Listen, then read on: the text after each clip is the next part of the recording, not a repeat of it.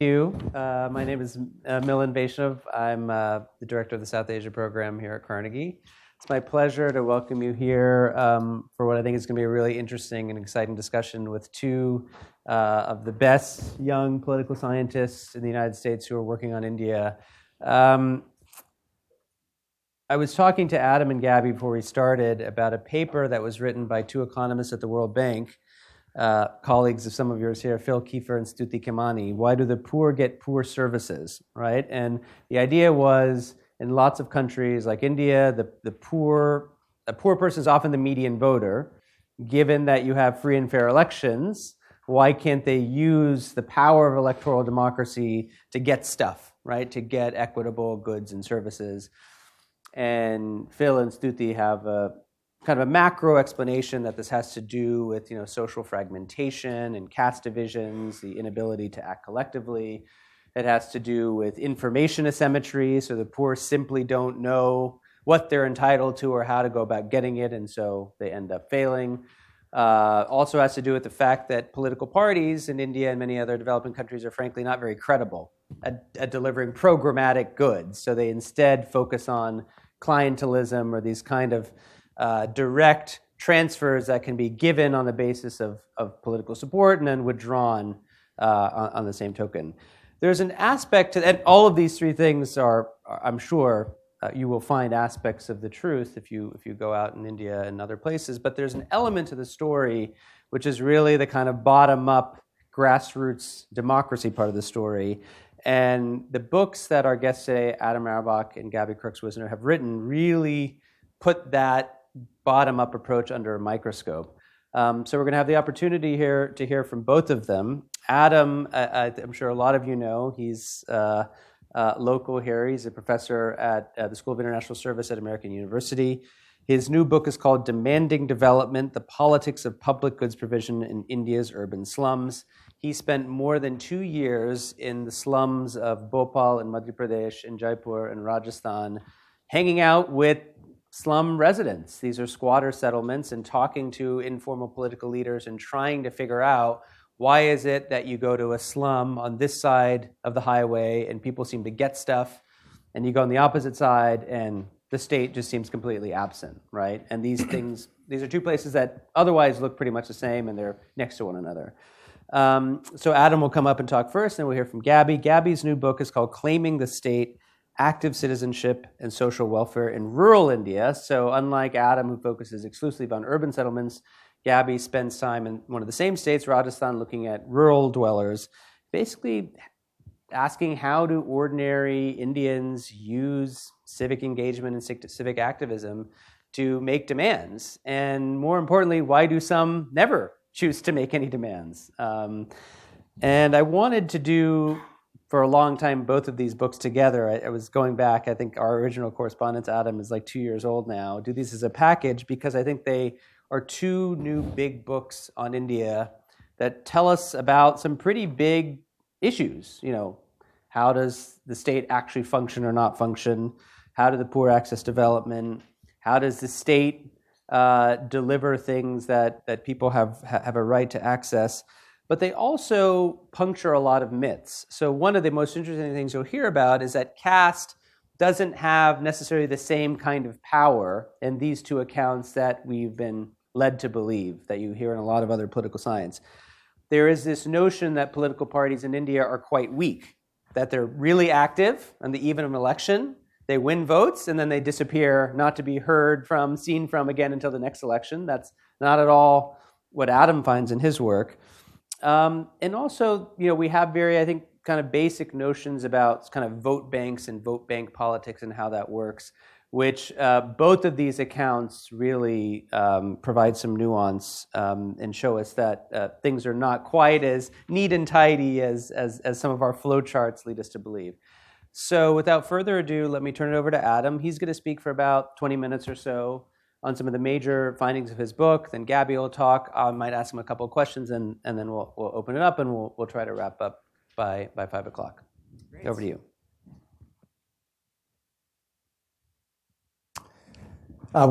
First and foremost, Milan, thank you so much for organizing this event. This is a really exciting honor to be able to discuss my book Demanding Development, the Politics of Public Goods Provision in India's Urban Slums here at the Carnegie Endowment.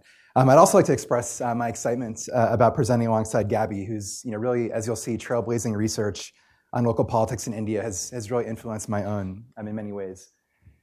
So my book, Demanding Development, centers on a key puzzle that emerges from India's really vast population of slum settlements. And that is, across these settlements, there is really dramatic variation in levels of basic infrastructural developments and access to public services. So things like paved roads, piped water, sewers, streetlights, trash removal, drainage. And this is despite a larger context of weak or absent formal property rights, informality in employment, entrenched forms of patronage politics, and state institutions that are really widely described as largely dismissive towards the poor.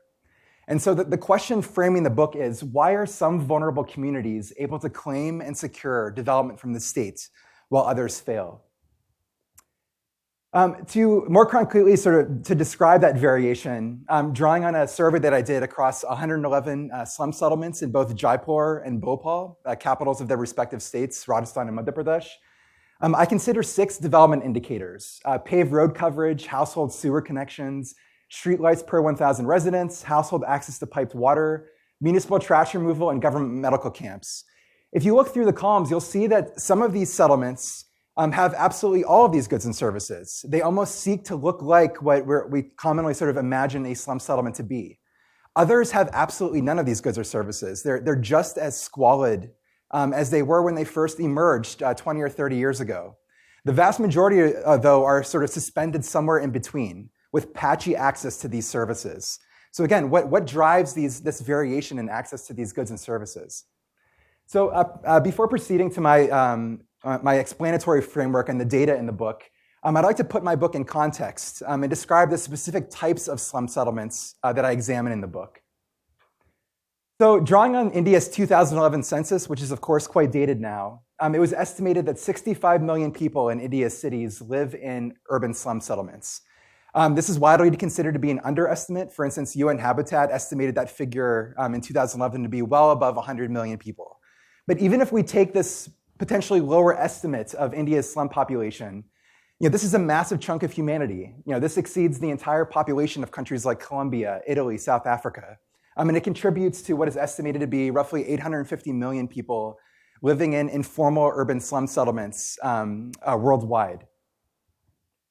The term slum is used to describe many different types of urban poverty pockets. I'm specifically interested in squatter settlements. In Delhi, these were usually referred to as jhuggi jhopris. In Jaipur and Bhopal, where I did my research, these would be kachi bastis. In Mumbai, zolparpatis. But they fall into this classic definition of squatter settlements, which are communities that are entirely constructed by residents themselves in a totally haphazard, unplanned manner. There's no centralized planning, sort of spontaneous growth. There's an empty plot of land. The migrant comes onto the land, sets up their jhuggi or their sort of shanty on that land, and it becomes theirs. At least initially, and for many settlements, this persists until the current day, there's a total absence of formal property rights. This is unsanctioned squatting on the lands without any sort of land title or land deed. These are also usually greenfield sites, totally absent of any type of infrastructure or public services. Many squatter settlements, although not all but most, are established on environmentally sensitive land. So places along the side of a riverbed, next to a mountainside, next to a factory, next to the railroad tracks. And this is deliberate because there's fewer competing interests for that land because the land itself is so environmentally sensitive. So just to give you some images of some of the communities that I spent a lot of my ethnographic fieldwork in over the course of 2 years. This is one community in the eastern part of Jaipur, in a desertous sort of area along the mountains. For those of you who have been to Jaipur, it's in the sort of the Jawahar Nagar area in the eastern part of the city. This is an image that I collected when the settlement was really first getting up off the ground. It's now a community of about 25,000 people. The late 1970s, though, rural migrants are coming in from Rajasthan predominantly. They are constructing this middle-class neighborhood, Jawahar Nagar, and its neighboring neighborhood, Raja Park. 30, 40 years later, I go in to do my own ethnographic fieldwork and survey research. The quality of the housing itself has slightly improved, but people still lack property rights. They don't have a patta. There's no land title for their home. Access to goods and services is also sort of uneven across the settlements. To give you a sense of the spatial distribution of these neighborhoods across India's cities, this is just one state assembly constituency in the Indian city of Bhopal. So each of these purple polygons is a slum settlement that has a name. They have their own social histories, their own social groups with different castes, people coming from different states, different religions. Politicians, so for instance, this is Bhopal Southwest, as they're looking across their constituency, they're very much approaching these settlements as these sort of bounded communities in which sort of the urban poor reside, people that we can trade access to goods and services for votes. Okay. So at the center of my explanation for what drives variation across slum settlements is India's slum leaders. Most settlements have informal, non-state actors within the neighborhood. They move to the settlements like any other residents, but over time, they get a name for themselves for being able to get things done in the city. Someone that residents can turn to approach state officials, write petitions, and solve problems in the communities. These individuals become basti neta, or slum leaders. They emerge from within settlements. Their authority is totally locally derived. The moment they step outside of the settlement, they sort of cease to have that hat as the slum leader. Political parties do not dispatch these individuals to live in settlements. Again, they migrate there like any other residents. But because of various qualities, education, charisma, people are attracted to them and they become a slum leader. Slum leaders are absolutely pervasive. Across the 111 slum settlements that I sampled for my book, only three was there. There was only 3 settlements in which not a single resident sort of acknowledged that there was a slum leader there. So it's a good bet that if you walk into any squatter settlement in India's cities and you ask, "Aapka neta, kahan rehte hai?" People are going to take you to one of their local slum leaders. And typically these are multifocal leadership environments where there's multiple slum leaders. It's very rare that there's only one. And these are classic political brokers, the term that we would use in political science to describe these actors. They're engaged in upward forms of claim making for residents, helping people gain access to services. And during elections, they're expected to translate the support that they build in their communities to deliver votes for the political parties that they're affiliated with. So in my book, I'm interested in a specific type of slum leader, the party worker.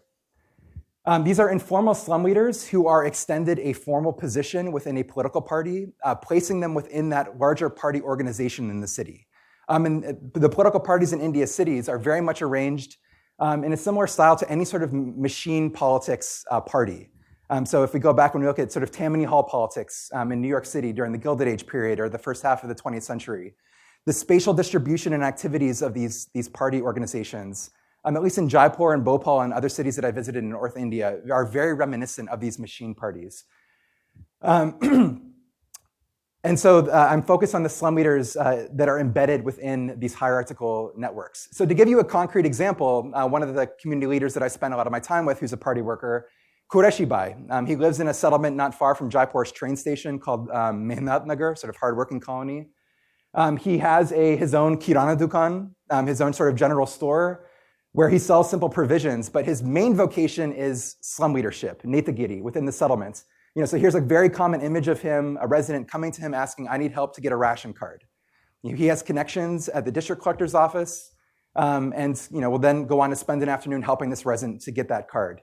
Again, during elections, he is the upadhyaksh of the Congress Ward Committee. So he's the vice president of the Ward Congress Committee, and is expected to take all of his popularity that he builds up on an everyday basis and then translate that into votes during elections. So I conducted a systematic census of these party workers, these slum leaders with party positions across the 111 settlements in my sample. And I enumerated a total of 663 party workers across these 111 settlements. But what I found that was really striking, that really goes against the grain of a lot of the research on these type of party organizations, is that there was absolutely striking unevenness in the extension of these party networks into different settlements, spatial variation in the networks themselves. So variation in the presence, the density, and the partisan distribution of those networks. So in the average settlement in my sample, there's about 2 party workers per 200 households. That might not sound like a lot, but these are extremely densely populated neighborhoods where 200 households is really within a stone throw of any one particular person's house. That means that there's two people down the street with an explicit connection to a political party organization that can help solve problems. In 20 settlements, there were no party workers whatsoever. There was no one that has those sort of connections to exploits for public goods provision in the settlement. In some communities, there were more than 6 party workers per 200 households, so sort of intensely competitive and dense networks. There's also a great deal of variation in the partisan balance of those networks. In some settlements, all of the party workers are for the Congress Party. In some settlements, they're all for the BJP, but most there's some sort of mix in the partisan makeup of the networks. So what I argue in the book is that slums with dense party worker networks are better positioned to demand and secure development from the state than those settlements in which party networks are sparse or absent. And largely drawing from my ethnographic fieldwork, I identify 3 mechanisms through which this relationship holds between party network density and development. And I'll discuss each in turn. The first is that in settlements with dense party worker networks, where there's a lot of these party workers sort of clustered together, party workers need to really actively compete with one another to maintain their following, their popular following in the community, and expand that following. On an everyday basis, they need to demonstrate efficacy in problem solving to maintain their popularity. And this popularity they're following is essential to all of the spoils that come along with slum leadership. So every time the slum leader goes out and helps somebody get a ration card or helps you get an electricity connection or a water connection, they're oftentimes charging a small amount of money. So I noticed the going rate for a ration card in Jaipur is around 500 or 600 rupees. So they're getting these everyday sources of fees for services. Also, during elections, parties are paying many of them very handsome sums of money to deliver residents, both for rallies and during election day itself. And many of these actors have their own political aspirations. They're not satisfied with just being sort of slum leaders forever. They want to go and particularly get a ticket to fight in municipal elections. And so building that popularity within their settlement is helping them launch their own political careers. But they can only have access to these material goodies that come along with slum leadership if they are active claim makers, and more so than the other slum leaders existing in the settlement. So to give you an example from a representative example of a quote from one of the slum leaders sort of talking about him displacing another slum leader because he was more active. Yes, there's an example of one leader who people stopped following after I came to the slum because I knew more than him. I knew everything about the system, whether you go to the Public Health and Engineering Department, the Jaipur Municipal Corporation, the Electricity Board, the Development Authority, the Collectorate. I knew how to solve all of these problems, hence that leader became less popular. Another sort of surprising mechanism having to do with accountability was there's some degree of accountability even from above within the party organization itself. That these local party workers embedded living in neighborhoods, they are very much the face of the party in a very visible sense. When you go to their house, oftentimes there's literally a placard that has the lotus flower of the BJP or the hand of the Congress. Residents associate them with the parties that they belong to. And so those slum leaders that are transgressing on residents physically or having reputations for not really doing much of anything, that can hurt the party brands. And so I outline many examples in the book of stalled promotion within the party hierarchy or even expulsion from the party if slum party workers are engaging in sort of forceful behavior or dadagiri or having reputations for not doing much. So this is another sort of quote from the state president of the BJP's slum cell, the Kachi Basti Prakosht. He says, "In a slum, I'll have a pramukh, sort of a chief, who will watch the other party workers. Every worker monitors every other worker. And so this is how we get to know what's going on from the top to the bottom. If someone is doing wrong things, we'll try to teach them. If that doesn't work, we kick them out." The second mechanism linking the density of party networks in these communities and outcomes in local developments is mobilizational capacity. When you have this organizational infrastructure of these party networks in communities, when a problem arises, these networks are able to rally residents and bring them onto the streets for contentious political action. So the monsoon rains come and wash away the roads. The electricity line goes down. Because of stagnant water, because the drains haven't been cleaned out. The mosquitoes are sort of getting out of control. All of the everyday problems that emerge in these settlements, this organizational infrastructure of the party networks provides this sort of template to get people out to protest, to fight against it. So here's one of hundreds of pictures, even separate from the qualitative field work that I did of party-led protests to advance the material interests of squatter settlements. So this is the Jugi Jopri Prakosht in Bhopal, leading this protest. The third mechanism is political connectivity. So residents in settlements with dense party worker networks have multiple sort of nodes to connect them to officials and politicians. And this kind of connectivity that party workers afford other residents, it manifests itself in various ways. Part of it is face-to-face. For those of you that have been sort of in a politician's office in India, they're usually sort of sitting around with their karyakarta, their other workers. So they have this sort of everyday sort of face-to-face relations with people that can get things done in the city. It also manifests itself in terms of the use of paperwork. I was able to collect, and I'll discuss this a little bit more in a few minutes, I was able to collect thousands of petitions that slum leaders have kept for themselves over the course of decades on their correspondence with officials and the petitions that they write to claim public goods and services. Those that are party workers, it's on sort of formal party letterhead stationery. It's very clear in conversations with bureaucrats, say a waterworks engineer. If I get something like this with a local BJP politician's name on it from this slum leader, I know I should be taking this much more seriously than this one that's just on sort of regular paper. This one could potentially come with sort of political sanctions, or it might be inviting some degree of protest.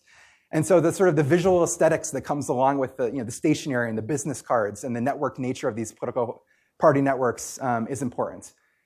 So to express the need for these sort of connections, here's another interview with a resident of a slum settlement in Jaipur. The public can't solve these problems themselves. That's why we're dependent on slum leaders. It's a chain link. We're connected to the slum leader, who is connected to a bigger leader, who is connected to an even bigger leader. When we complain to the slum leaders, they complain to officials on our behalf. That's how our work gets done. Okay, so just to say a little bit more about the data that I collected over those 2 years of fieldwork that culminated in the book. My theory that I just sort of outlined very much inductively bubbled up from 15 months of ethnographic fieldwork. So I spent 15 months across 8 case study communities, 4 in Jaipur and 4 in Bhopal.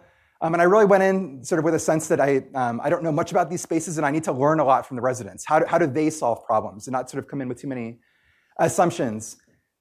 So hundreds of interviews with residents, slum leaders, local political elites. The most fascinating source of historical data that I was able to collect, I actually just mentioned. Much to my surprise, totally unanticipated, India's slum leaders obsessively archive all of the paperwork, all of the petitions that they write, the correspondence they're getting back from officials, neighborhood communing, sort of the neighborhood association meeting notes, old photographs, old political ephemera like party posters and party manifestos. This became an incredibly rich source of information that paired with interviews and oral histories of everyday residents and the slum leaders, really being able to reconstruct the history of these communities. They're really only 2, 3, 4 decades old, but you can never rely on sort of going to a formal archive to be able to collect this sort of information. Then with the theoretical framework that I developed in the 8 case study settlements, I then wanted to test that theory. How do these political party networks actually influence local development? And so I conducted a survey across these 111 settlements in Jaipur and Bhopal, involving just under sort of 2,600 residents. And then archival work to measure additional covariates that I wanted to include in my statistical models. And yeah, very happy to talk more about the sampling strategy and the use of satellite images in the survey in the Q&A if people are interested. So the main 2 independent variables sort of embedded in my theory that I really wanted to test in the quantitative work was 1, party network density, which is very simply the number of party workers per capita in a settlement. And then also something that I refer to in the book is party representational balance. The distribution, the partisan distribution of those networks in the communities. And so this would be measured between 0 and 1. A 0 would mean all of the party workers in that settlement belong to one party. And a score of 1 would mean it's a perfect 50-50 split between the BJP and the Congress workers. So in terms of the outcomes that I look at in the book, the percentage of paved roads, the number of streetlights per 1,000 people, the percentage of residents with household access to sewer connections, to water connections, the percentage of residents that acknowledge that there was a Sarkari Chikitsa camp or a government medical camp within the settlement within the last year, and the percentage of residents acknowledging that the municipal sends trash collectors or sweepers into their settlement to remove solid waste. And of course, there's lots of already existing alternative explanations for community development that was important for me to test alongside my own theory. So ethnic fractionalization, there's a large literature in political economy. Much of it sort of suggests that there should be a negative association between levels of ethnic heterogeneity and outcomes in cooperation and public goods provision. So I measure ethnic fractionalization as in terms of caste, religion, and region of origin. social capital, sort of the stock of trust and reciprocity in the community, political variables like electoral competition at the ward and state level, the fragmentation of the partisan preferences of residents, and then controlling for lots of variables that we think would have some degree of influence on the level of development of a community. So settlement age, population, whether or not the community is notified, has it been actually acknowledged to exist by the local or state government? Average monthly household income, average education, the percentage of residents with land titles, so a measure of the strength of property rights. So just to give the very short sort of bottom line takeaway, focus specifically on the variables of interest, but more than happy to sort of march through the other variables and sort of what my findings were. I find substantial statistical evidence that denser networks of party workers is associated with higher levels of public service provision, specifically with regard to paved road coverage, street light coverage, trash collection, and the provision of government medical camps. I do not find a relationship between these sort of party networks and the provision of sewer and piped water coverage. Again, happy to talk more about that in the Q&A, but I think that very much has to do with the physically networked nature of those goods and services, that it doesn't matter how politically well organized you are. If the neighborhood next to you does not have a sewer line, you're not going to get it either. So briefly before I conclude, of course, this begs the question, where do these networks come from in the first place? So much of the book looks at the origins of these networks. How do they emerge over time within a community? How does someone become a slum leader? How does a slum leader become a party worker? And why is there this varying level of party worker density across settlements? So I find in my historical research and in terms of quantitative research, two variables that really drive unevenness in the density of these networks. The first is settlement population. So from a party's point of view, in the allocation of these limited party positions, they're more likely to steer these positions to slum leaders in larger settlements because they believe that they're going to get a larger electoral bang for their buck. There's some uncertainty about what the following of a slum leader will be, but in a settlement of 20,000 people, a popular slum leader is likely to be able to mobilize more people than one in a settlement of 500 people. Also from the bottom up, and you can really see this spending time with informal leaders in the settlements, in larger slum settlements, the incentives to engage in Netagiri, the incentive to engage in these leadership activities is much more intense because there's a larger potential vote bank that you could potentially lead if you become popular. So you get more fees for services, you get more patronage from political parties in a larger settlements, and many slum settlements are basically the exact same size as a municipal ward. And so if you're the popular slum leader in the settlements, you're likely to become a municipal councillor. And so what I argue in the book then is settlement population in large part flows from the idiosyncratic nature of the local urban space. So to give you a quick illustration of that, here's a satellite image of a settlement in northeast Jaipur, Ganeshpuri. This is a mountain range right here. This is an existing middle-class neighborhood, and this is a temple grounds.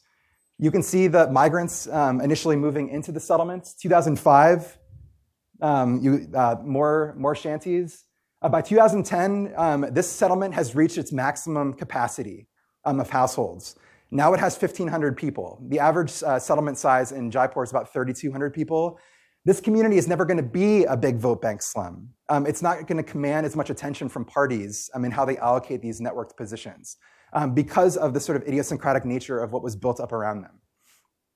The second variable that I find that is important in determining the spread of these networks is ethnic diversity. That ethnic diversity tends to increase the concentration of slum leaders because many residents do actually express a preference that, in the hypothetical, I would prefer to go to a co-ethnic slum leader, so that India's urban slums are really richly and impressively diverse in terms of caste, religion, and region of origin.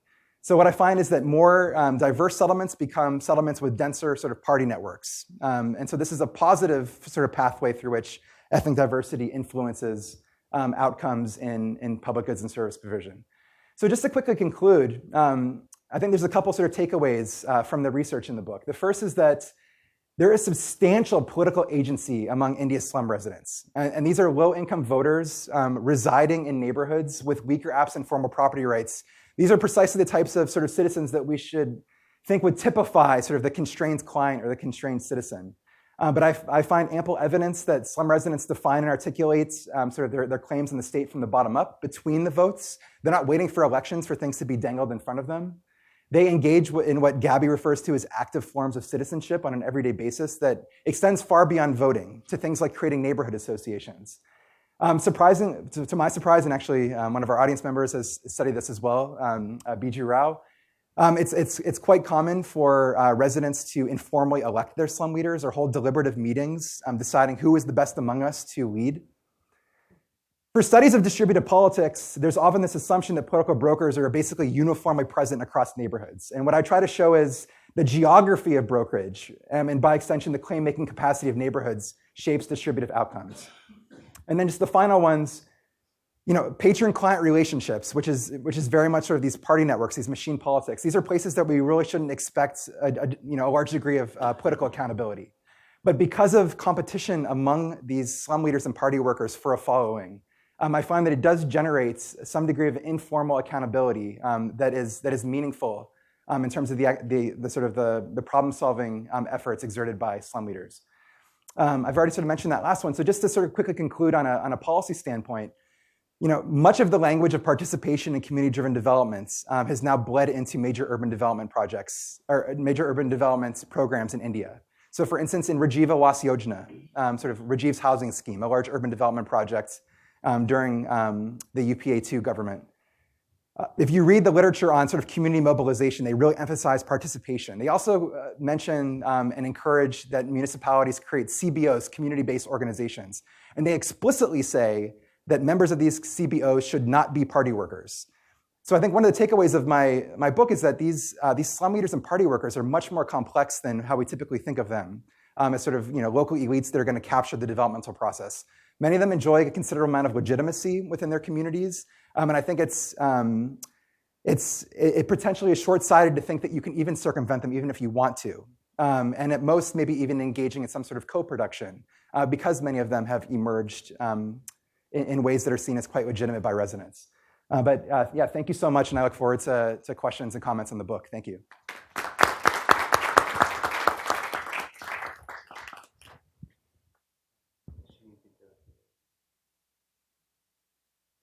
All right, thank you. I'm sorry about that. So thank you so much, Millen, for the invitation. And it's a particular honor to be here alongside Adam. It's been really fun, in fact, to sort of revisit my book project alongside Adam's and sort of realize some of the common ground, but also some really interesting points of divergence that I hope we'll get to talk about. So I'm going to start out with an image and a quote. This is a woman that I met very early on in my fieldwork in Rajasthan. And you unfortunately can't see it in the picture. But what was so striking about her was she had a mobile phone on a chain, kind of cord around her neck. And with great glee, she was showing me and some of the people with all the numbers she had saved in her phone. So she had the district collector's phone number. She had all these different block officials' phone numbers. She had the local panchayat or village council phone numbers. And she said, I know the system, I know who to call, and they will not ignore my call. And so everyone comes to me with their problems. Even men who think a woman could not do this work know that I can assist them. Right? So this woman, I call her Chandibai. She's on page 1 of my book. She kind of blew my mind, right? She kind of gives lie to so much of the social science literature on democratic participation. She lives in a rural area, Rajasthan, rural village. She comes from a tribal community. She's functionally illiterate. She's female. She lives in poverty. So all these indicators sort of indicate that this is not the type of citizen that the broader literature on democratic participation suggests should be this kind of active demand maker, kind of actively engaging government at these very frontline levels. And so I wondered, does she just defy the odds, right? Is she just unusual? And in fact, she was kind of unusual, and she's a particularly punchy kind of person, right? But she in fact wasn't that unusual at all in her political behavior. As I dug more into my work, I realized that there were many, many, many instances of people actively engaging the state on a day-to-day, everyday basis to try to make claims on their local governments for rights, entitlements, and service provision, something in the book that I call active citizenship. And I realized that this is something we just don't know that much about. It's kind of a black box. It happens between and beyond elections. India, the world's largest electoral democracy, but we don't know too much about what happens when elections are over and what happens in between. And so this motivated the book. I wanted to ask 3 questions, right? First of all, just a descriptive question. What's happening between and beyond elections? So how is it that ordinary citizens are making claims on the state for social welfare? What are they actually doing? What are the actual channels and practices being employed? Secondly, sort of stemming from this first descriptive question is a puzzle, an empirical puzzle. There's a lot of variation, right? Some people are actively engaging and making claims on the state for services. Some people are not doing that at all. And why, right? And when this variation cuts across a lot of the usual suspects that we would consider. It can't be explained entirely by caste, as Millen indicated in the beginning. It can't entirely be explained away by gender or by socioeconomic status or by what kind of village you live in. And so there was really puzzling variation to be explained, why some people are more actively engaging the state than others. And third, a kind of more theoretical set of questions is like, well, why does this matter? Why does this matter for citizenship practice, for participation, for how we think about democratic practice between and beyond electoral politics? So I tackle those questions in Rajasthan, I spent about 18 months in 4 different districts, Kota, Ajmer, Jodhpur, and Udaipur, which are very different districts in terms of their geography, their level of development, their colonial histories, their caste and tribal compositions. And during that time, I carried out, with myself personally and a small team of research assistants, about 500 interviews in and around these villages, and in addition, a citizen survey of 2,210 respondents across about 100 villages spread out over these 4 districts. So that's the data broadly that I'll be drawing on. I want to point to just a few things here. This is the descriptive how question. What are people actually doing, right? So the first thing is a lot, right? So in the survey, I have a whole bunch of metrics to sort of determine whether or not people are active claim makers, whether they are across a variety of different goods and services through different channels, both direct, kind of a direct face-to-face contact with an official or a politician, or through mediated channels, through the kinds of political brokers that Adam just described, or through a whole range of different mediating associations at the village level, whether or not individuals report engaging in claim-making activity. And the fundamental finding is, yes, lots of it. More than 3/4 of my sample report that they themselves are engaging in this kind of behavior. There's some interesting things to pull out from here very briefly without getting too far into the weeds. The first one is the Gram Panchayat, which is the local elected council. And this is far and above the first port of call. It's head and shoulders above any other channel. And when you think about the fact that these panchayats, these village councils, were instituted following constitutional amendments in 1992, 1993, they have not that long of a history, and yet they've become rapidly, very deeply institutionalized to the point where they've really emerged at the forefront of this kind of local arena for claim making. The second interesting thing is that political parties pale by comparison, right? Far fewer people doing the thing that you would expect. If this is a patronage democracy, if this is partisanship, far fewer people directly engaging with political parties, party workers, politicians. And in direct contrast to what Adam finds in the urban setting, if you can see here at the bottom, a relatively small number of people who are engaging with fixers or brokers or these kinds of these sort of intermediary cast of characters that Adam just so wonderfully described for us in the urban setting. They're not absent in the rural setting, but there's not that much of that going on. So a pretty different landscape.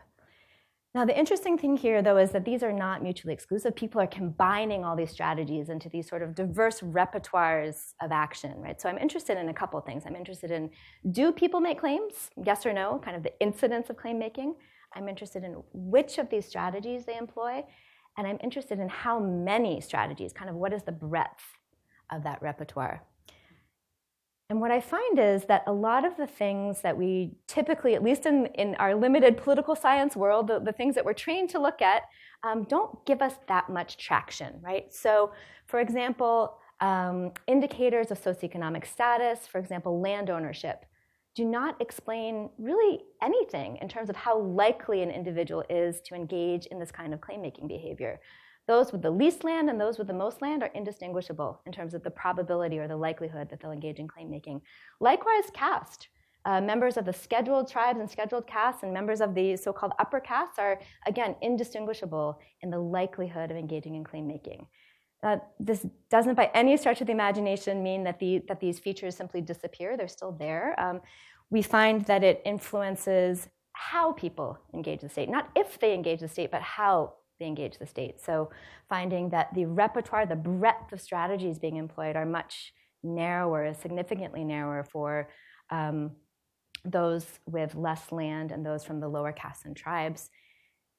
Unsurprisingly, to anyone who spent any time in rural Rajasthan, there is a very large gender gap. Women are less likely to engage in claim-making and do so through a narrower range of strategies than men. This is completely unsurprising.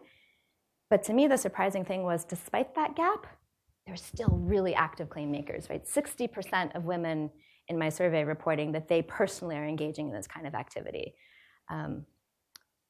So if caste, socioeconomic status, gender doesn't get us far enough, if it can't explain enough of this interesting variation that I want to account for, then what can explain it? In the book, I argue that claim-making practice, both whether individuals engage the state, how they engage the state, the breadth of strategies that they're employing, is both state-produced and socially induced, right? So this means that we learn about the state, we learn about what's being provided, we learn about service provision, we learn about strategies for contacting and yelling at local officials. We learn that through lived experience, through encounters with government actors and agencies, and through the narrated accounts of other people, right? So the argument, therefore, has two parts. The first part is from the top down, that citizens are responding to what I call the terrain of the state. This means, quite simply, the reach, the visibility, the breadth of what ordinary people see the state doing in their lives all around them. Water pumps, schools, paved roads, school teachers, and the visibility and the local reach of these services informing the landscape upon which people decide whether and how and when to engage in claim-making behavior. And so what I end up arguing, and I'll dig into this in just a moment, is that you need a combination of both breadth, you need to be able to see and kind of smell and feel the state all around you providing services, but also unevenness, a degree of inequality. And this provokes both expectations, I can see a functioning water pump over there, but also grievances when the state doesn't provide. And it's this combination of expectation and grievance, of breadth and unevenness that sets the stage for claim making. That's the top-down story. The bottom-up story is that certain individuals are positioned to learn more about the state than others. And this is because of their social and spatial mobility. It's about the degree to which they're crossing or traversing boundaries of village, of neighborhood, of caste, of occupation, of gender. And those individuals who are able to cross those boundaries of community and locality are going to encounter the state in more spaces and more forms, hear more narratives of other people about successful or unsuccessful claim-making strategies, and so build up these repertoires of knowledge that they can then put into action in making claims on the state, right? So these two pieces. Let me illustrate it with a couple quotes just to make it a little more intuitive, right? So the first part of the argument is this top-down one, right, about the terrain of the state conditioning and setting the stage for claim-making behavior. So this is a quote from a scheduled caste man in Udaipur who says, and this is very typical of a lot of encounters and interviews, you would have to be blind not to see. There are so many schemes, government programs. Over there, they have a paved road. The panchayat brought water connections to every house. Where's our road? Where's our water? And so this sense of kind of comparative grievance. I can see other people getting stuff. Where's mine, right? The second part of the argument, the bottom-up part, right, which is about social and spatial exposure outside your immediate community and locality, and the resources and information and knowledge that that provides for people to engage in claim-making, is illustrated in this quote from a scheduled caste woman, again in Udaipur in Rajasthan. And she says, I move about and meet people. I talk to people on the way, in the fields, and this way come to learn about who's good, who will help you. So when someone will say, oh, so-and-so, he's jagruk, aware. He can get things done. And so when the water pump was broken, I knew where to turn. So it's her mobility, kind of moving out of the home, into the workplace, into the fields as an agricultural laborer that sort of exposed her to this knowledge of a claim-making strategy of who she might turn to. Let me dig into each of these explanations just a little bit more and provide some evidence for them. So first, on the institutional terrain of the state, I want you just to imagine for a moment a world where there are relatively abundant resources. You turn on the tap and clean water, drinking water just comes out, right? There's sort of relatively rule-bound, programmatic delivery of goods and services. So we're kind of up here in this quadrant, right? In which case, all this claim-making stuff, it's really not that necessary. You don't need to do it. Services are just provided when you need them. Imagine, though, that we're over on the other side of this table, and you have either very, very scarce resources or very predatory state actors, in which case claim-making may not seem that worthwhile, right? I mean, you can make claims and demands till you're blue in the face, but if there aren't many resources to be had or government is absolutely unresponsive, what's the point?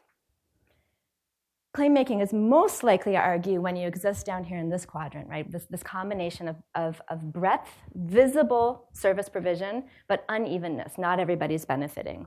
And this is what's happening in Rajasthan. So let me show you with a few images. First, breadth. This is a national trend. It's replicated in the Rajasthani case. An absolute ground shift in social spending in relative terms. Still very low, still inadequate, but in relative terms, a ground shift in social spending starting in the late 1980s into the 1990s and onwards, in large part through programs like this one, the National Rural Employment Guarantee, providing income support to rural laborers, right? So this shock, this influx of new programs, new schemes, new resources, the state, quite simply, is just becoming more visible in rural villages because of these new patterns of social spending. Secondly, and critically, it's local. A lot of this is being channeled through the gram panchayats, the local elected councils. And so this is very striking. There has been, in a relatively short period of time, an institutionalization of these panchayats. In the beginning, the panchayats were kind of like paper tiger institutions, right? Just sort of, not that useful, corrupt, captured. They're still often corrupt and captured, right? But there's this real change in how people are interacting with the panchayat. Anirudh Krishna, a political scientist at Duke, did some research in the same state, in Rajasthan, right after the first round of panchayat elections in the late 1990s, and found that almost nobody thought that the panchayat was a useful place to go if you had to solve a problem. Like 18% of his sample, really small fraction. And I find in the data that I showed you a couple of minutes ago, right, that almost 2/3 of my sample report turning to the same institution, right? So there's a real profound shift in the centrality of the panchayat to people's lives. Here's the unevenness part. This is what an NGO staff member in one of my interviews called yellow paint promises. And what he's referring to is the fact that there's this kind of standard issue yellow paint that you find on almost any government office. So this is a panchayat, a local council building, plastered with this yellow paint, but also plastered with these billboards that list schemes, programs, beneficiaries. So you can literally see who's getting what. You're really visibly aware of all these programs. And so he said in this great quote, there's a whiff of paint in the air. The walls are dripping with yellow paint promises, right? But what this indicates, he said it kind of wryly, what it indicates is promises that are largely unfulfilled for many people, right? So yes, there are more resources, but not everyone is benefiting, and not the beneficiaries are not evenly spread across space.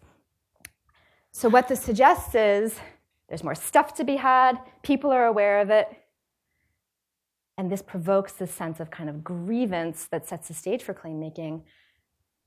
Not everybody's equally aware. This is the second part of the argument, right? These networks of exposure, social and spatial exposure, that influence how people think about their position vis-a-vis the state. And I'm going to illustrate this quickly, with an example of two hamlets. These are two hamlets. They are tribal communities that are set sort of at a small distance, a few kilometers away from the center of their villages. The two villages are located in the same administrative block, in the same district. They're about 5 kilometers apart in distance. Same tribe, the Beal tribe. The men in these communities are all employed under the same government scheme, the National Rural Employment Guarantee Scheme. And so in these kind of structural terms, right, tribe, income, source of employment, geography, administration, they're very, very similar. And you can see that they're expressing very different stances towards the state. So in this first community, what I call Hamlet K, it's this very despondent articulation of their relationship to the state. Why waste your breath? The state does nothing for us. They come at elections, they eat the votes, then they go away again and we're forgotten. And then just 5 kilometers away, again, structurally very, very similar. We asked and asked. We went every which way telling people about our need. This is a Rajasthan drought prone. Everyone's talking about water. So in both of these cases, these are claims about water provision.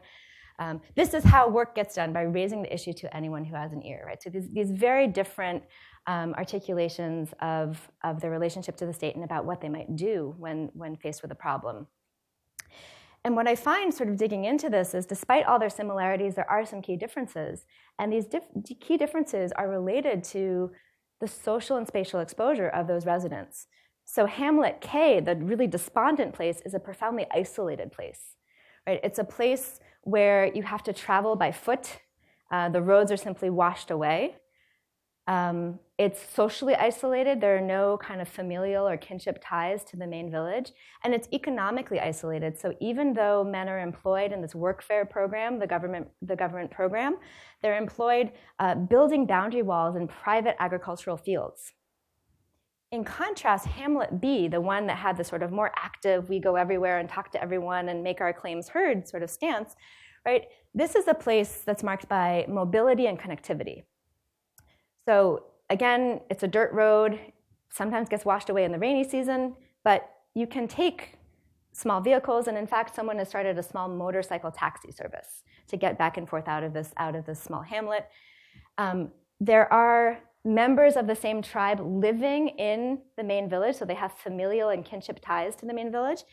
And in addition, I think most interestingly, their employment on the government workfare program under Narega is on work sites that are on the main highway. So they're out kind of in the thick of things, seeing people going by next to a marketplace, and also in the main village. And in addition, a number of men in the village are employed in masonry and construction jobs that take them out of the village and into nearby towns, right? So this much deeper sense of connectivity and movement.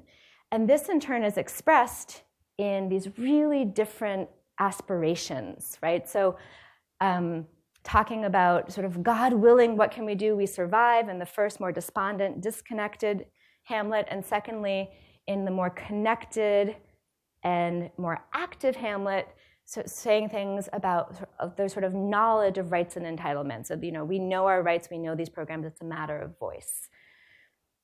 Okay, so I'm gonna lay this out in my last couple of minutes just a little bit more schematically. This is the argument that I make in the book, and it's the argument that I then test using statistical data from my citizen survey. And what I argue is that these networks of exposure to the state are going to be reflected in differences in whether citizens engage in claim making and how they do it, the breadth of the claim making repertoire. And the mechanisms here, sort of how this works, is through developing greater aspirations for service provision and entitlements, and greater capabilities, information, knowledge, know-how, access, linkages. And that this in turn is driven by social and spatial boundaries. Now, in some places, these boundaries of caste, of village, of gender, of occupation are very, very rigid. It's hard to move outside them. And what I argue is that where rigid, exposure is narrower, aspirations and capabilities become more constrained, and the likelihood of claim making and the breadth of claim making activity is also more limited. And quite the opposite is true where those boundaries are more porous, where people are able to cross those boundaries. You get broader exposure, more expansive aspirations and capabilities, and a greater likelihood and a greater breadth of claim-making activity.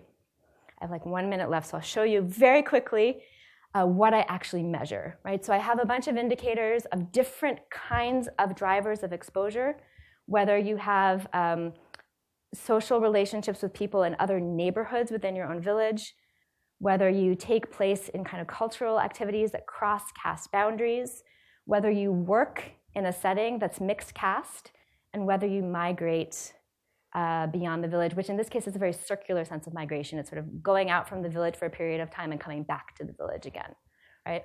And what I find is that this is indeed associated, strongly correlated, significantly correlated with a greater likelihood of claim making and a broader claim making repertoire. And in the absence of these indicators of exposure, both individually but also as an index, I find that it's associated with a lower likelihood of claim making and a narrower claim making repertoire.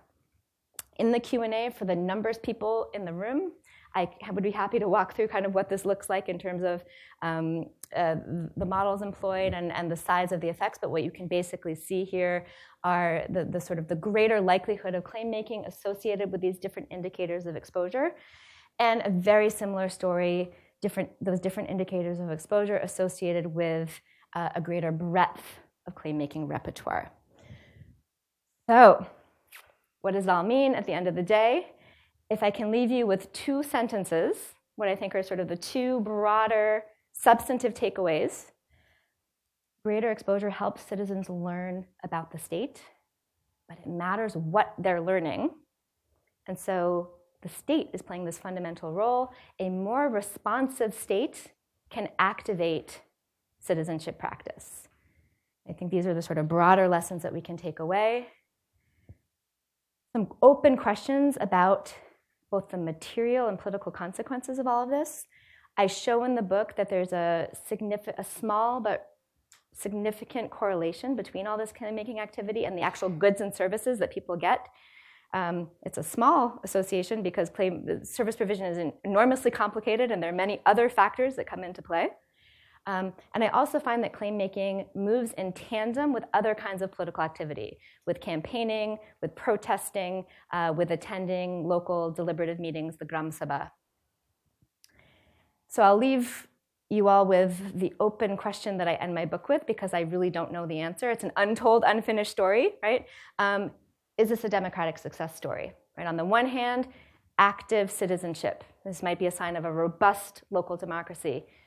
On the other hand, an unprogrammatic, uneven, and sometimes unresponsive state making all these high levels of claim making necessary in the first place.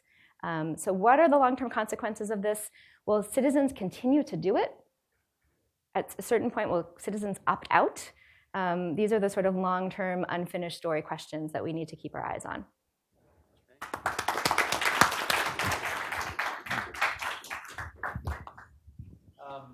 So it's 4:30, so in the interest of time, since we only have half an hour, I have lots of questions, but I'll just open it up. There are a few mics going around, so if you just raise your hand and just tell us who you are, where you're from, just keep your questions really short. We'll take as many as possible. There's 2 here in the front, Tom and Annette. We'll start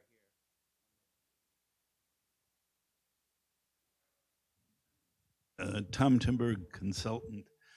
Very exciting studies, and as usual, the question I want to ask is sort of about the next book that you will write based on this, which is the thing. They've just finished one, and you're already asking. Yeah, right. Yeah, there's the basic is that we know that there's an enormous variance in social performance between villages, between states.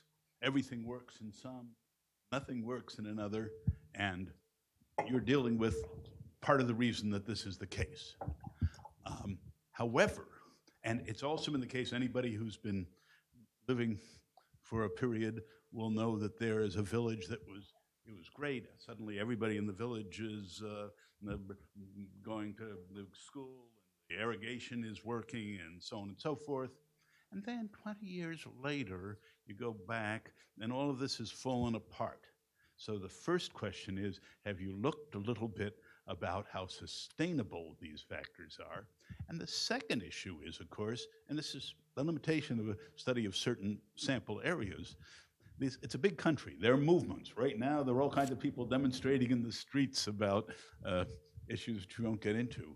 To what extent do these have influence? Certainly, the independence movement and Gandhianism left a considerable impact, but I think there have been other movements. So those two questions of time and political environment context.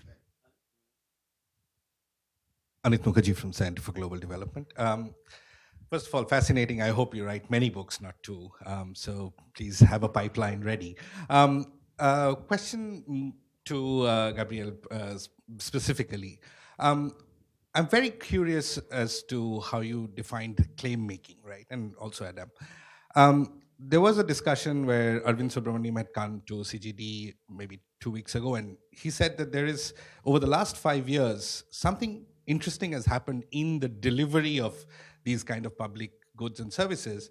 The claim making is much more on the public side, like water and roads.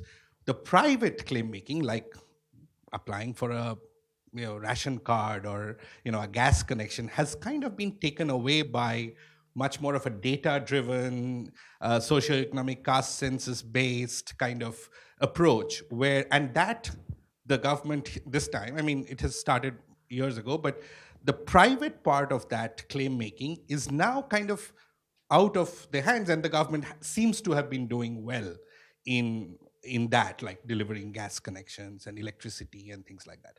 So how do you see this dichotomy in the claim making itself between the two sides? And please, I know less about the urban side.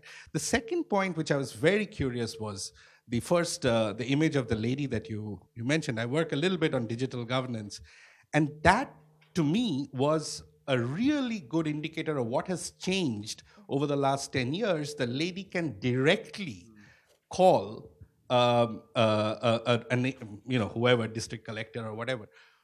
Does that lessen the distance between the claimant and the state, or does it increase the power of the panchayat and the power of an intermediary, given that the claimant can directly call somebody and expects an answer back? Right. So Adam, why don't you field the first one? Yeah. You're continuing to go back in your current work to the same places you went Mm-hmm. to. Do you see sustainable solutions? Yeah, thank you so much for that fascinating question. I think there's a real tension in this question around sustainability. I mean, much of my book focuses on outcomes that are obviously immensely important. You want paved roads, you want piped water, you want electricity. One of the things that's it's sort of amazing, the politicians were actually quite frank in saying is the last thing that they're sort of oftentimes willing to give is property rights, because that will snap the dependency relationship. So I would have MLAs and ward councilors sort of just come right out and say, yeah, give them jal, give them pakarasta, but giving them a land title, they're not going to come out and vote. So why would I do that? So there's issues of sustainability in terms of what is this all amounting to in the absence of defined formal property rights. The other big question is, many of these communities are settled on extremely sensitive lands, on things like riverbeds, as I mentioned in my presentation. And so sort of geographically, the sustainability is called into question. Starting with JN and URM in the mid-2000s up through Jiva Wasi Yojana and now Amrut, you can see the sort of evolution in approaches to the provision of property rights. Should we resettle slum dwellers in situ and build new apartment buildings right there? Do we resettle them on the outskirts of cities? So it's been fascinating, continuing to go back to Bhopal and Jaipur, over the last decade at this point. And seeing a lot of these resettlement programs, which really seem to have fallen flat. They're extremely disruptive to the formation of social networks in these communities when you're sort of having these lotteries and sending people in the outskirts of town. Many of the resettlements, sort of communities in the outskirts of town. So for instance, a couple years ago, I was in Bhopal during the monsoon rains, and one of the apartment buildings collapsed during the rain. Thank God nobody had moved in yet. So people are sort of reasonably so skeptical about what resettlement is going to look like, and so they don't want to participate in it. So all this is really bound up in this question of sustainability and what that would mean. Another way of phrasing your first point is that basically these provide systemic fixes, then they take themselves out of the equation. Right? Yeah, and you can see when you trace public spending in these communities, you'll see, Decentralization happens, the first elections in Jaipur and Bhopal in 1994, roads will come to some settlements. Then 5 years later, the ones with roads, maybe we'll get some streetlights, and ones without roads. It's this piecemeal sort of thing, back and forth. So I think, getting to Gabby's sort of, final question around thinking about, is this a success story or not? Obviously, all of these things are immensely important, but the deeper sort of structural factors that are reproducing these inequalities and intensifying in India's cities, I think is quite worrisome. On its points about the kind of public versus private goods, and the technology and the role of no, these are great questions. Thank you so much for that. So quickly on the definition of claim making. So what I presented here is a kind of an aggregate of all kinds of claim making for both in the book what I call sort of collective goods and selective goods. In the book, I disaggregate those. I find, in keeping with your point, that more claim making is around collective infrastructure and collective service provision. That said, the broad patterns persist regardless of if it's collective or selective. So kind of cutting things up that way did not fundamentally alter the story. That said, I think something has shifted since the time of this research, right? So the speed of academic publishing, right? So the research is 10 years old. And in those 10 years, you've seen this rise in digital governance. I'm not sure I fully share your optimism. I think there's indicators of success in some areas. I think your question's a really great one, right? Does this shorten the distance, the ability to make an online complaint or send a WhatsApp, right? Does this shorten the distance between citizens and the state? Maybe, or maybe it makes the state more faceless, right? And actually sort of erodes some of that sort of actual kind of human interaction, which is, in Adam's story, of sort of very key, that human interaction is very, very key. So I think the jury is out, so probably I have to write another book. There's some questions living on this side. Hi, I'm Saskia Brechenmacher. I'm a fellow here in the Democracy Program. Thank you both for your presentations, really interesting. My questions were more about your research. So first, and this goes to what you were talking about, I was curious if any of the slum leaders you were talking to were women, and if so, did that shape how effective they were, or who would come to them with their claims, whether there were any sort of gender differences worth noting. And then the second thing, similarly, did you notice a similar positive feedback cycle where that you found in your research, that when the parties or the state would be responsive, then that people would demand more, and it would be sort of a cycle over time of greater mobilization and greater responsiveness, or was that not really the case?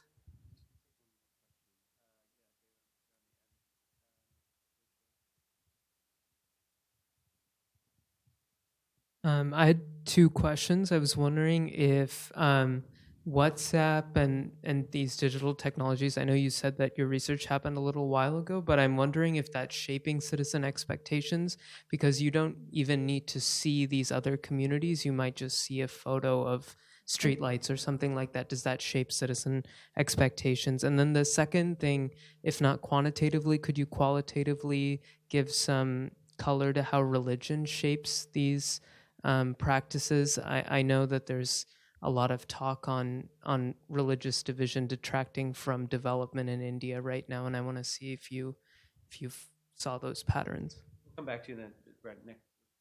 So Adam, slum leaders, the role of women. Yeah, thank you so much for that question. And actually, in my answer to that, I'll be drawing on some of the collaborative work that I've been doing with the co-author Tarek Tachel, where across these exact same 111 settlements, we surveyed 630 of these slum leaders that we think is arguably representative. About 12% were women. I mean, I can tell you from my ethnographic fieldwork, a lot of the most firebrand slum leaders were women. Interestingly, they're disproportionately widows, women that go into slum leadership. And our hunch of that is, this is a means of sort of providing for their family, the sources of sort of fees and patronage. But one thing that I sort of think through in thinking about sort of who is identified as a slum leader, if you use the term, say, bustinate a slum leader, I think oftentimes residents are more likely to name a male figure, even if there are many women in the communities that are doing a lot of these problem-solving activities that aren't being identified as a slum leader. So I actually think that number is probably systematically underreported. In many of my case studies, there are women that would sort of take on these leadership roles and collectively act, oftentimes around issues of water and sanitation and education. That again, if you sort of go in and you're sitting at the chai shop and asking people, who's the Neta here, they oftentimes would not be named. But if you spend time in the community, you notice that many of the women are taking up the mantle of slum leader, although they're not being acknowledged as such. So this is one of the projects that I'm really hoping to launch into, to be able to better identify sort of who the problem solvers are and cast the net wider that sort of escapes some of these discursive traps of how you describe sort of who's doing what. Yeah. I think that most certainly was happening. One of the fascinating things about some of those petitions that I showed you images of was, these petitions make their rounds, in different government bureaucracies, and oftentimes when they would ultimately get back to the settlement leader and they would show them to me, they're in the margins. You would see, the waterworks engineer, and then this officer at the municipal building, sort of making these notes sort of in the margins.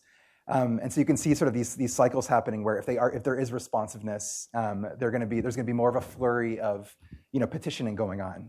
Our claims are actually being heard, and so this is a particularly sort of fortuitous time for us to be trying to advance our material interests. Gabby, for you, I know you kind of addressed the digital question, but I wonder if other work that you're doing now, you see.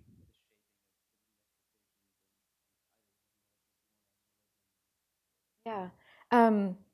So I am doing some work now, sort of speaking to your question, that's looking at citizen journalism using video technology and using things like WhatsApp to sort of circulate videos and things like that. So hopefully I'll, in new research have more to say about that soon. But I do have sort of maybe a cautionary note on this, right? Sort of thinking about some of the work of the sociologist Mark Granovetter, sort of how we consume information, right?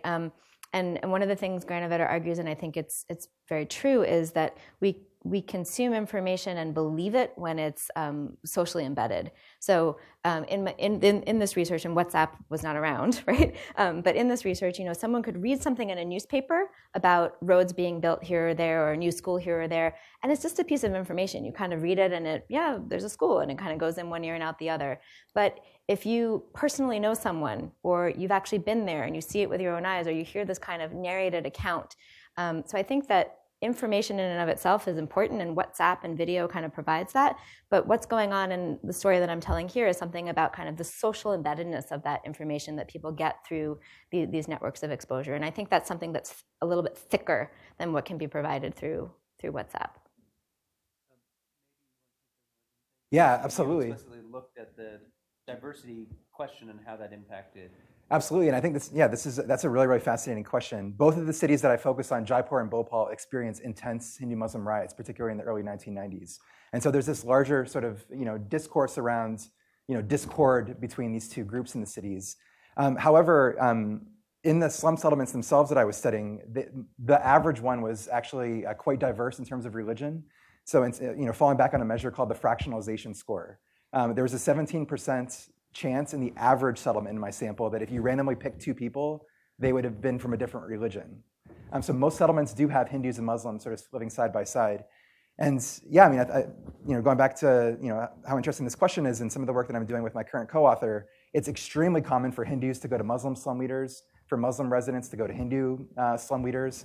Just under a quarter of our sampled Muslim slum leaders, out of these 630 slum leaders that we sampled, were party workers for the BJP. And so I think a lot of the assumptions that I sort of went in, how this was going to be sort of very rigidly fixed along either religious lines or lines of caste or lines of the state that people were coming from. And I think a lot of the explanation of this is, these settlements are very new. There's an incredible amount of uncertainty and need. And issues of ethnicity and religion oftentimes take a backseat to the compulsions of solving problems. I think one of the interesting questions that's out there that I don't tackle is, there is a significant amount of variation in support for the BJP amongst Muslims by state.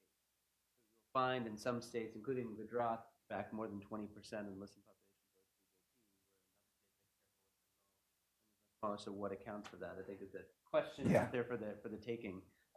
This lady here in the blue, if you just wait for the mic, and then we'll. Hi, I'm Tanvi Nagpal. I'm at SICE next door, and I work specifically, Adam, I've heard you make presentations about your research over 2 years, and then 2 years later, and 3 years later, so this is delightful. Hopefully it's getting better. Yes, it is. And my question's about collective claims, but that can be divided up. So for instance, you make a collective claim for water infrastructure, but what you really want is a tap in your house, right? Did you find, Adam, that instead of, those collective claims can't be met because you can't bring a pipe in, but then you bring in water trucks? So, so that you satisfy the collective claim, but at the same time, you don't actually have to provide the collective good.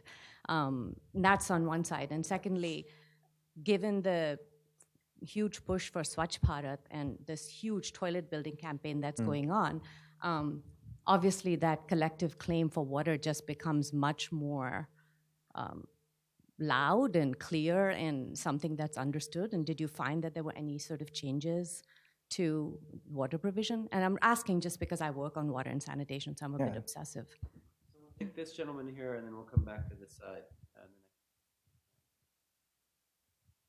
Hi, I'm Akshay Walia. Thank you for your great talk. So a couple of questions, like you mentioned basically about like particular castes or class groups have different claims.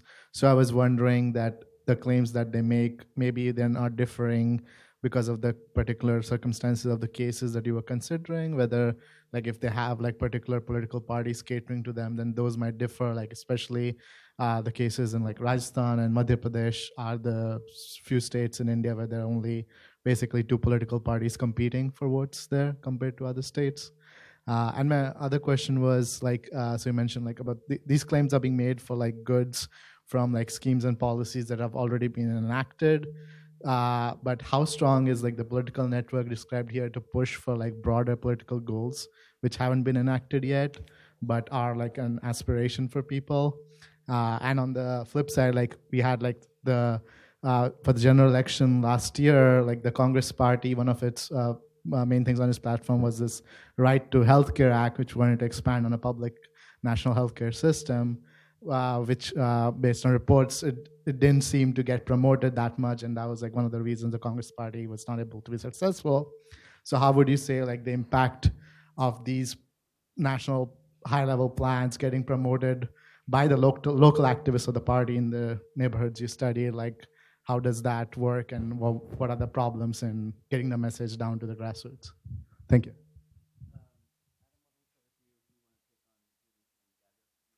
Yeah, I love that question about petitioning for collective goods. I mean, particularly in the context in which I was studying, shared infrastructure and shared services was a front and center ambition and aim for residents.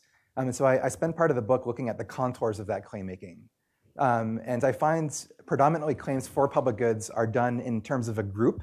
You'll get the common thing that you'll see is a group of residents, 15, 20, 25 people, alongside their slum leader, going to the particular office or politician to ask for that. And I would start asking people, why aren't you just sending one person? Why are 25 people going? And I would always get the response, we need to show lok shakti. We need to show people power. And even if it's 20 people, this is going to remind the bureaucrat or politician in front of us that we are a group of voters that can cause greater disruptions if you don't follow through.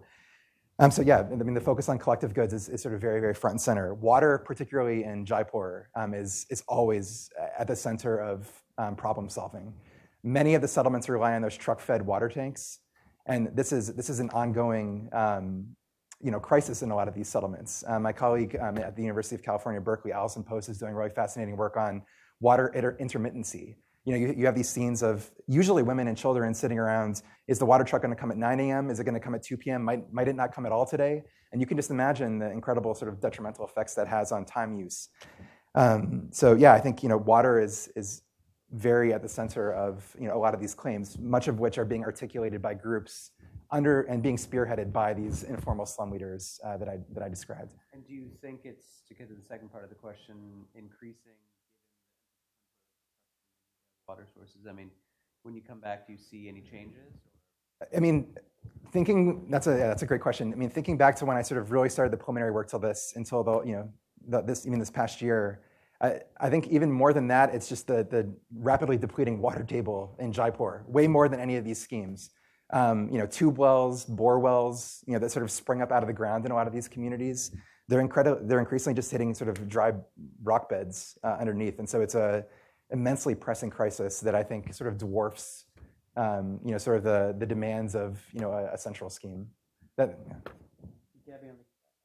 one clarification, and we talked about this before the session, that caste may not necessarily determine whether you make a claim or not. So a Dalit is just as likely as a Gujjar or a Yadav or whatever. But it does, in fact, impact what kinds of claims you make. Is that a fair assessment? So it impacts the claim-making channels, the practices, right? So are you going to go through direct engagement with someone from the panchayat? Are you going to turn to a political party or a party worker? Are you going to turn to some kind of intermediary? And so what I do find is that caste does play a role in determining the kinds of strategies. And speaking to this question of political parties, they're strikingly absent in the story in the rural setting. This is a big divergence from Adam's work in the urban setting. And it speaks, I think, to the sort of something that's long been observed about Indian politics, which is that political parties are not very rooted in the rural sector. And so, in my survey, people would report, when's the last time you saw a party worker? And this was an election year, and they'd reported like on average once in the year, and this was an election year, right? So this doesn't mean that parties aren't there. They're active largely through the panchayat. The panchayats are nominally nonpartisan in Rajasthan. They're not running on party platforms. They do have informal party affiliations. Everybody knows it. So parties are still there, but the panchayat, and this speaks to that institutionalization of the panchayat, is sort of playing that gatekeeper role to the party. So the party's sort of a little bit more removed. In particular, you asked about caste, right? You don't see the same dynamics that Adam sees in the rural sector, in the urban sector, where particular parties are coming and trying to cater to particular caste communities in the rural setting. It's just too remote and removed. And again, that might become mediated through the panchayat, but not through parties in particular. What's interesting about what you just said, Gabby, your observation is that it's kind of contra the conventional wisdom, which is all politicians care about is rural voters and why they dispense free electricity, free water to farmers. They spend all this time on MSPs and subsidies. But in fact, on the ground, political parties don't actually seem that well rooted. Right. So I mean, so parties care a lot about the votes. They'll show up at election time, right? But think about recent research that's shown how much of the MLA LADs, the local area development schemes, are left on the table and are actually unspent, right? So this is a chance, right? If politicians really cared about trying to attract rural votes through kind of longer-term infrastructural spending that goes beyond just the election season, they would be spending more of these local area development funds, which are often just left on the table. Yeah. This is just.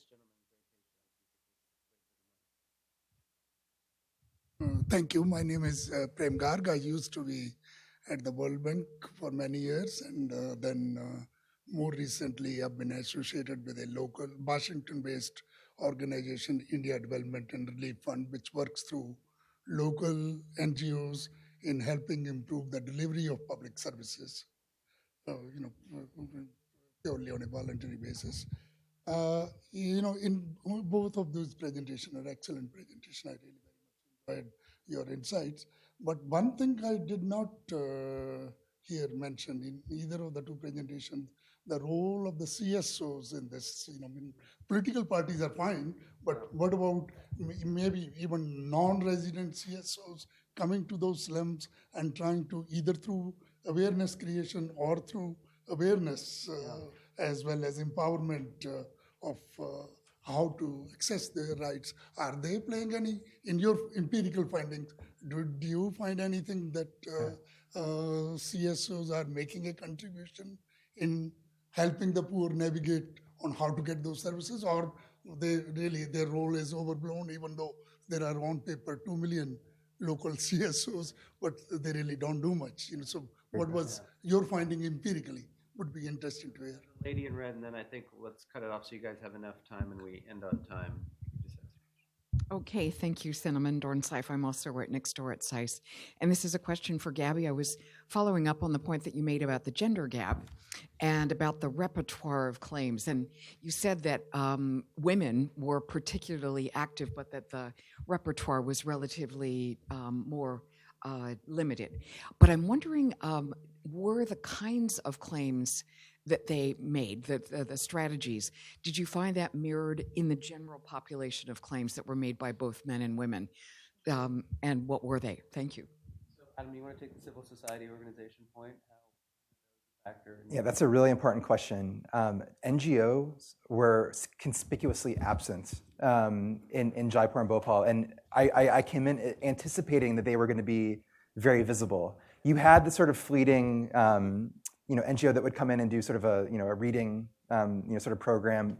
But embedded NGOs sort of facilitating claim making, engaging in service provision themselves was really absent. The only one, and I don't really consider this an NGO in sort of the sense that I imagine your question was about, Seva Bharti was all over the place. One of the sort of Sangh Parivar BJP sort of social service units. But in terms of sort of your conventional NGO, they were really absent. And I think if I had done my field work in Delhi or Mumbai, I think they would have been more apparent, at least from what I gleaned from the literature. But one of the reasons why I sort of steered away from one of these larger sort of mega cities in India is, most people living in slum settlements do not live in Delhi or Mumbai or Bangalore or Chennai.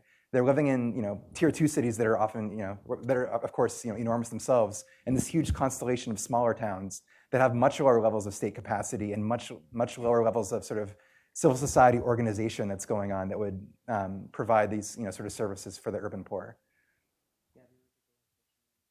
Yeah, sure. And I'll just say a quick word on NGOs too, because also in the rural story, they're largely absent as well. So I think it's not an accident that you didn't hear talk of CSOs or NGOs much in either presentation. My entry point was a large rural NGO, Seva Mandir, based in Udaipur in Rajasthan, obviously doing excellent work and really active. But when you think just about these vast terrains of geography, very, very thinly spread. And so what I did find, about 4% of my sample had any knowledge of an active NGO in their area. Where an NGO was present, they were crucial. They were a really important channel of claim making, but they just weren't that present. They're just very, very thinly spread. The gender gap, I think is really interesting. By and large, the one port of call for women, and this is something across the board, was again the Gram Panchayat. So this again, the Gram Panchayat, the local elected council, is the one channel claim making that everybody does. And so women are part of that mix. And I think there's a story here about gender reservations in the panchayat, that there are 50% of seats reserved for women. This is a very captured enterprise. I can't count the number of Sarpanch Pati that I met, the husband of the elected councillor. Halfway through an interview, I would realize, wait, you're not actually the elected councillor, you're her husband, right? So it's a very captured enterprise, but it still really matters because over time, and we're talking 15, 20 years now, you've had cycles and cycles of elections where women have been brought into the public sphere, at first as puppets and very nominally, but over time that has deepened. Even in a state like Rajasthan, I think Biju Rao has done some work in South India where these dynamics are quite different. North India is a different story, but even in the north, right, you see this deepening over time. So the panchayat really head and shoulders above any other channel of particular importance to women. And there's some interesting work now that shows that this is in fact women's reservation. A pipeline of women politicians who then go up and contest as MLAs and eventually. I'm afraid we're out of time, but I just wanted to, before we close, thank both Adam and Gabby. I mean, this was like a combined 2 decades of research that we had to pack into 90 minutes, so it was never enough to go into all the nuances, but thanks for sharing your thoughts, and hopefully you can stick around for a few minutes if people have questions. And thanks to all of you for coming. Thank you.